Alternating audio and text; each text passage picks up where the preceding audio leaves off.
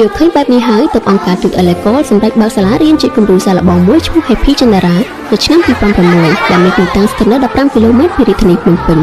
ហើយទទួលកុមារីឲ្យចូលរៀនដំបូង96នាក់ក្រោយពីបានបង្កើតសាលាបឋមសិក្សារួចមកយើងបានបង្កើតសាលាផ្សេងៗបន្តទៀតមានដូចជាសាលាអនុវិទ្យាល័យ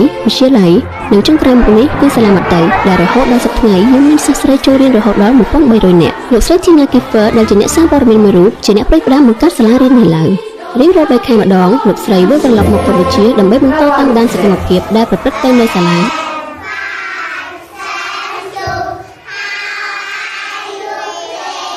វាមានការពិបាកសម្រាប់សិស្សដែលសារតែមានតួអក្សរពីរត្រូវរៀន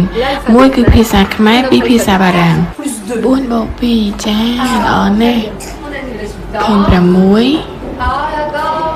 នៅខាងនោះ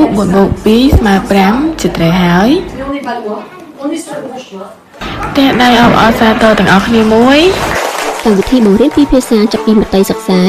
គ្គបណ្ដុះបណ្ដាលលើកពីគុណតម្លៃនិងលើកទឹកចិត្តសិក្សាផ្នែកវិទ្យាសាស្ត្រជាដើមអង្គការទូតអេឡេកូមានគោលដៅច្បាស់លាស់គឺផ្ដល់ការសិក្សាអប់រំកម្រិតខ្ពស់ដើម្បីនៅថ្ងៃខាងមុខមានស្ត្រីជាច្រើនដែលអាចទទួលបានមុខតំណែងសំខាន់នៅកម្ពុជាយើងបានផ្ដល់ការឧបត្ថម្ភចំណីអាហារផ្ដល់ការលើកទឹកចិត្តនិងផ្ដល់ការការពារដល់ពួកគេសប្តាហ៍ថ្ងៃនេះសាលារៀនយើងមានអន្តរជាតិស្ថានជំនួយ2កន្លែងដែលអាចទទួលសិស្សឲ្យស្នាក់នៅជិត200នាក់ដែលគ្រួសាររបស់ពួកគេជួបបញ្ហាជីវសាស្ត្រផ្សេងៗនៅទីនេះក្មេងៗអាចបំភ្លេចអតីតកាលហើយរស់នៅក្នុងកុមារភាពរបស់ខ្លួនដោយគ្មានក្តីកង្វល់បានសុខភាពក៏ជារឿងសំខាន់ទី1ផងដែរនៅសាលាមានក្រុមការងារទនពេទ្យសេវាចាក់វ៉ាក់សាំងបង្ការពិគ្រោះសុខភាពជាដើមហើយក៏នៅមានក្រុមការងារគ្រូពេទ្យស្ម័គ្រចិត្តបន្តវេនគ្នាជួយព្យាបាលសិស្សានុសិស្សក៏ដូចជាអាណាព្យាបាលរបស់ពួកគេផងដែរដើម្បីទទួលបានជំនួយផ្សេងៗលោកស្រី Tina Kiefer រួមទាំងក្រុមការងាររបស់លោកស្រីបានស្វះស្វែងគ្រប់ច្រកល្ហកទាំងអស់ដោយមានការជួយជ្រោមជ្រែងពីសប្បុរសជនរបស់យើងកុមារចំនួន100នាក់អាចចូលរៀននៅអង្គការដែលឥតគិតថ្លៃជារៀងរាល់ឆ្នាំបកទៅឆ្នាំ2018ជាឆ្នាំដែលសិស្សចំនួនទី1ចុះឈ្មោះដំបូងបង្អស់នៅឆ្នាំ2006ទន្ទឹងរង់ចាំលទ្ធផលបាក់ឌុបរបស់ពួកគេយើងបានពិនិត្យឈ្មោះសិស្សម្ដងមួយក្នុងបញ្ជីឈ្មោះសិស្សដែលធ្លាក់ពីខណ្ឌសិស្សទាំងអស់គឺបានប្រឡងចប់គ្រប់គ្នាវាកម្រមានណាស់សម្រាប់អង្គការនៅកម្ពុជាដែលទទួលបានលទ្ធផលបែបនេះសូម្បីតែលទ្ធផលជោគជ័យបាក់ឌុបនៅសាលារដ្ឋពិតជាមធ្យមគឺត្រឹមតែ 66% តែប៉ុណ្ណោះ This means that I can study at university. យើងមានផ្ទះពីរកន្លែងសម្រាប់ឲ្យនិស្សិត400នាក់ស្នាក់នៅក្រោមជំនួយរបស់អង្គការគឺនៅផ្ទះនិស្សិតនេះហើយដែលតុលាសិក្សារៀនសូត្រឲ្យបានបញ្ចប់ថ្នាក់បរិញ្ញាបត្រពីសាកលវិទ្យាល័យនៅទីនេះយើងរស់នៅក្នុងបរិយាកាសដែលមានការជំរុញនិងលើកទឹកចិត្តដល់ពួកយើងហើយយើងក៏មានតាំងរូប Ellen Johnson Sirleaf ប្រធានាធិបតីប្រទេសលីប៊ីដែលជាអ្នកប្រយុទ្ធប្រឆាំងជាមួយនឹងអំពើពុករលួយនេះជាការិយាល័យនាយិកាគរុកសលលោកស្រី Crystal គោលដៅរបស់ពួកយើងគឺអំដំណើរសិក្សានុសិស្សរបស់យើងរហូតដោយពុំបោះបង់សិស្សណាម្នាក់ឡើយចំពោះខ្ញុំចង់ក្លាយជាវិស្វករធ្វើការងារខាងសំណង់ស៊ីវិលសាងសង់អគារដែលប្រើប្រាស់ថាមពលផ្គត់ផ្គង់ប្រចាំថ្ងៃទៀតចំណែកខ្ញុំវិញខ្ញុំចង់ក្លាយជាគ្រូបង្រៀនភាសាបារាំងជាពិសេសខ្ញុំចង់បម្រើការនៅក្នុងក្រសួងអប់រំដើម្បីអាចចូលរួមកែលម្អនៅក្នុងវិស័យមួយនេះការតាំងចិត្តដើម្បីអនាគតរុងរឿងរបស់ពួកគេគួរឲ្យស្និទ្ធស្នាលណាស់ពួកគេមានការអំណត់អត់ធន់ដ៏អស្ចារ្យហើយម្នាក់សុទ្ធតែមានដំណងជួយដល់គ្រួសារ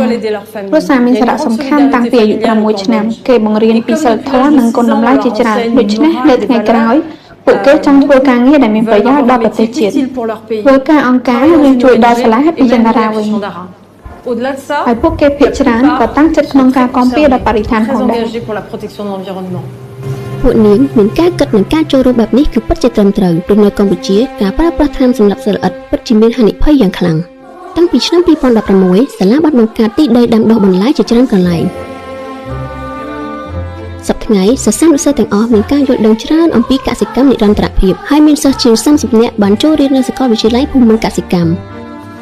ហើយពុកម្ដាយរបស់ពួកគាត់ក៏ដូចគ្នាដែរត្បិតជាអ្នកដាំដុះតូចតាចប៉ុន្តែពួកគាត់បានចូលរួមយ៉ាងច្រើននៅក្នុងកិច្ចការនេះផ្លែឈើនិងបន្លែរបស់ពួកគាត់ផ្គត់ផ្គង់តម្រូវការផ្ទះបាយសាលាសម្រាប់បម្រើនៅរបបអាហាររបស់សិស្សនិងបុគ្គលិកចំនួន1700នាក់ក្នុងមួយថ្ងៃនៅទីនេះកម្មវិធីសិក្សាមានបង្រៀនអំពីការឡើងកម្ដៅនៃផែនដីដូចគ្នាដែរព្រោះបញ្ហាវិបត្តិអាកាសធាតុនឹងបង្កើតឲ្យមានការងារថ្មីជាច្រើនសិស្សយើងកំពុងត្រៀមខ្លួនដើម្បីចាប់យកឱកាសទាំងនោះពួកគេបង្កើតក្រុមអេកូផ្សេងៗដូចជាការច្នៃក្រដាស ផលិតសាប៊ូសរីរាង្គសម្រាប់សហគមន៍របស់ខ្លួននិងការញែកសម្រាមជាដើមហើយនៅពេលដែលយើងចែកកញ្ច្រែងអាហារទៅឲ្យគ្រួសារសិស្សគឺមានការដោះដូរគ្នា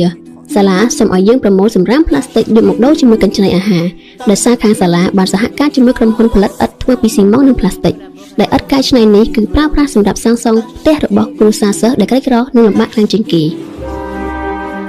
រាប់តាំងពីការបង្កើតសាលាតាំងពីឆ្នាំ2006មកជីវិតកុមាររាប់ពាន់នាក់មានការផ្លាស់ប្ដូរយ៉ាងខ្លាំងដែលទទួលបាននូវការសិក្សាអប់រំក្មេងស្រីជាច្រើននឹងមានវាសនាខុសពីម្ដាយរបស់ខ្លួនដែលជាស្ត្រីមិនចេះអក្សរដោយឡែកមកដល់ចំនួនកូនសិស្សរបស់យើងពួកនាងនឹងអាចផ្ដល់នូវអ្វីៗដ៏ប្រសើរដល់កូនរបស់ពួកគេក៏ដូចជាប្រទេសជាតិរបស់ខ្លួនឯង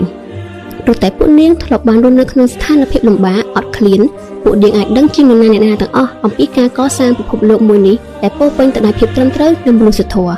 ដល់ការសិក្សាអប់រំដល់ក្មេងស្រីប្រៀបដូចជាបានជួយស្រោចស្រង់ពិភពលោកផងដែរ Éduquer les filles, c'est aussi sauver la planète.